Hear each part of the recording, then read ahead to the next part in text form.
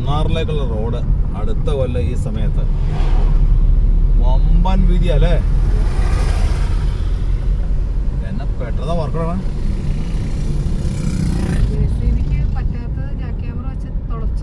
ഈ നാഷണൽ ഹൈവേയുടെ വർക്കുകൾക്കൊക്കെ കാലാവധി കറക്റ്റാ, അതുകൊണ്ട് വാറണ ടൈമിൽ തീർത്തോളണം.